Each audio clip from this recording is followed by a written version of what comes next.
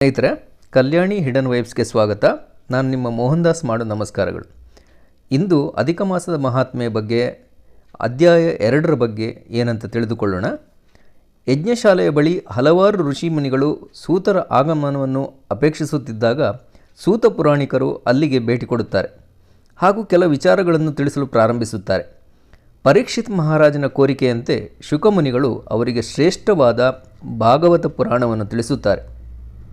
ಆಗ ಸೂತ ಪುರಾಣಿಕರು ಕೂಡ ಅದನ್ನು ಆಲಿಸುತ್ತಾರೆ ಮತ್ತು ಪರೀಕ್ಷಿತ್ ರಾಜನ ಮೋಕ್ಷ ಪ್ರಾಪ್ತಿಯ ನಂತರ ಅಲ್ಲಿ ಋಷಿವರ್ಯರೆಲ್ಲ ಯಜ್ಞ ಮಾಡುವರು ಎಂಬ ವಿಷಯ ತಿಳಿದೇ ಸೂತರು ಅಲ್ಲಿಗೆ ಭೇಟಿ ಕೊಡುತ್ತಾರೆ. ಮತ್ತೆ ಹೇಳುತ್ತಾರೆ ಏನೆಂದರೆ, ನಿಮ್ಮೆಲ್ಲರನ್ನು ಕಂಡು ನಾನು ಆನಂದಭರಿತನಾಗಿದ್ದೇನೆ, ನಿಮ್ಮೆಲ್ಲರನ್ನು ನೋಡಿದ ನಾನು ಕೃತಾರ್ಥನಾಗಿದ್ದೇನೆ, ಧನ್ಯನಾದೆ ಎಂದು ಉತ್ಸಾಹಭರಿತರಾಗಿ, ಈಗ ನಾನು ನಿಮ್ಮೆಲ್ಲರಿಗೂ ಪರಮ ಪವಿತ್ರವಾದ ವೇದವ್ಯಾಸರ ಮುಖಾರವಿಂದದಿಂದ ಬಂದಂತಹ ಆತ್ಮೋದ್ಧಾರದ ಕಥೆಯನ್ನು ತಿಳಿಸುವವನಾಗಿದ್ದೇನೆ, ಎಲ್ಲರೂ ಏಕಚಿತ್ತದಿಂದ ಆಲಿಸಿರಿ ಎಂದು ಹೇಳುತ್ತಾರೆ. ಒಂದೊಮ್ಮೆ ಬ್ರಹ್ಮನ ಮಾನಸ ಪುತ್ರರಾದ ಮಹಾವಿಷ್ಣುವಿನ ಪರಮ ಭಕ್ತನಾದ ನಾರದ ಮುನಿಯು ಗಂಗಾ ಮತ್ತು ಅಲಕನಂದ ನದಿ ಹರಿಯುವ ಸ್ಥಳದಲ್ಲಿರುವ ನರನಾರಾಯಣರ ಆಶ್ರಮಕ್ಕೆ ಬರುತ್ತಾರೆ. ನಾರದ ಮುನಿಯು ಸಾಷ್ಟಾಂಗ ನಮಸ್ಕಾರವನ್ನು ಮಾಡಿ ಭಕ್ತಿಯಿಂದ ನಾರಾಯಣನಿಗೆ ಸ್ತುತಿಸುತ್ತಾರೆ. ಹೇ ಭಗವಂತ, ನಮ್ಮನ್ನು ರಕ್ಷಿಸು, ನಾನು ನಿನ್ನಲ್ಲಿ ಶರಣು ಹೊಂದಿದ್ದೇನೆ. ತಾವು ಅಪಾರವಾದ ತಪಶಕ್ತಿಯನ್ನು ಹೊಂದಿರುವುದರಿಂದ ಈ ಮುಳುಗುವ ಭೂಮಿಯನ್ನು ಉದ್ಧರಿಸಬೇಕು. ಕಾರಣವೇನೆಂದರೆ, ಒಬ್ಬ ಪಾಪಿಯಿಂದಾಗಿ ಈ ಭೂಮಿಯು ಮುಳುಗಬಹುದು. ಹಾಗೆಯೇ ಪುಣ್ಯ ಕಾರ್ಯದಲ್ಲಿ ಅಮೂಲ್ಯವಾದ ತಪಸ್ಸಿನಿಂದ ಈ ಭೂಮಿಯ ಉದ್ಧಾರವಾಗಲೂಬಹುದು ಎನ್ನುವುದರಲ್ಲಿ ಸಂದೇಹವಿಲ್ಲ.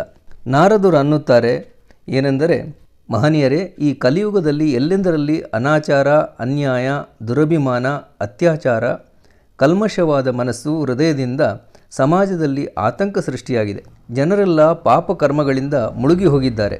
ಹೀಗಿರುವಾಗ ಮಹಾವಿಷ್ಣುವಿಗೆ ಪ್ರಿಯ ವಿಚಾರವೇನೆಂದರೆ ಒಬ್ಬರಿಗೊಬ್ಬರು ಉಪಕಾರ ಮಾಡುವುದು.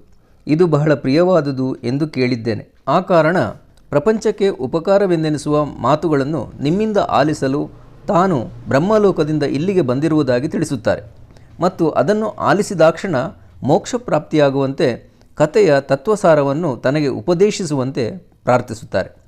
ಇದನ್ನು ಸ್ವೀಕರಿಸಿದ ನಾರಾಯಣನು ವಿಶ್ವವನ್ನೇ ಪವಿತ್ರಗೊಳಿಸುವಂತಹ ಪುರುಷೋತ್ತಮ ಮಾಸದ ಭವ್ಯವಾದ ಚಕಿತಗೊಳಿಸುವ ಮಹಾತ್ಮೆಯನ್ನು ಹೇಳುತ್ತಾರೆ. ಪುರುಷೋತ್ತಮನ ಮಹಾತ್ಮೆಯನ್ನು ಆಲಿಸಿದಾಕ್ಷಣವೇ ಎಲ್ಲ ದುರಿತಗಳು ಹಾಗೂ ವೈದವ್ಯವು ನಿರ್ನಾಮವಾಗಿ ಸಂಪತ್ತು, ಕೀರ್ತಿ, ಯಶಸ್ಸು, ಸತ್ಕರ್ಮಗಳಿಂದ ಮೋಕ್ಷ ಪ್ರಾಪ್ತಿಯಾಗುವುದರಲ್ಲಿ ಸಂದೇಹವಿಲ್ಲ ಎಂದು ತಿಳಿಸುತ್ತಾರೆ. ಅದಕ್ಕೆ ನಾರದರು ಕುತೂಹಲದಿಂದ, ಮುನಿವರ್ಯರೇ, ಇಲ್ಲಿ ಪುರುಷೋತ್ತಮನೆಂದರೆ ಯಾರು, ಅವರ ಮಹಾತ್ಮೆ ಏನು, ಈ ಅಧಿಕ ಮಾಸದ ವಿಶೇಷತೆಗಳು ಮತ್ತು ವ್ರತವನ್ನಾಚರಿಸುವ ಬಗ್ಗೆ ವಿವರವಾಗಿ ತಿಳಿಸಿ ಅಂತ ಭಿನ್ನವಿಸುತ್ತಾರೆ. ಆಗ ನಾರಾಯಣ ಹೇಳುತ್ತಾನೇನೆಂದರೆ, 1 ತಿಂಗಳಿನ ಹೆಸರೇ ಪುರುಷೋತ್ತಮನೆಂದು, ಅದರ ಸ್ವಾಮಿಯು ಪುರುಷೋತ್ತಮನೇ ಆಗಿದ್ದಾನೆ. ಕರುಣಾಮೂರ್ತಿಯೂ ಭಕ್ತರ ದಾಸನೂ ಕೃಪಾದರ್ಶಿಯೂ ಆದ ಪುರುಷೋತ್ತಮನೇ ಸಾಕ್ಷಾತ್ ವಿಷ್ಣು ಪ್ರಸನ್ನನಾಗುತ್ತಾನೆಂದು ಅದಕ್ಕೆ ಪುರುಷೋತ್ತಮ ಮಾಸ ಎಂದು ತಿಳಿಸುತ್ತಾರೆ. ಹೀಗೆ ಇಲ್ಲಿಗೆ 2ನೇ ಅಧ್ಯಾಯವು ಮುಗಿಯುತ್ತದೆ. ಮುಂದಿನ ಅಧ್ಯಾಯದಲ್ಲಿ ಹಾಗೂ ವಿಡಿಯೋದಲ್ಲಿ 3ನೇ ಅಧ್ಯಾಯದ ವಿಶೇಷತೆಗಳೇನೇನು ಎಂದು ನೋಡೋಣ. ಎಲ್ಲರೂ ಕಲ್ಯಾಣಿ ಹಿಡನ್ ವೈಬ್ಸ್ನ ವಿಡಿಯೋಗಳು, ಶಾರ್ಟ್ಸ್ಗಳನ್ನು ವೀಕ್ಷಿಸುತ್ತಾ ಇರಿ. ಲೈಕ್ ಮಾಡಿ, ಶೇರ್ ಮಾಡಿ. ಎಲ್ಲರಿಗೂ ಧನ್ಯವಾದ, ನಮಸ್ಕಾರಗಳು.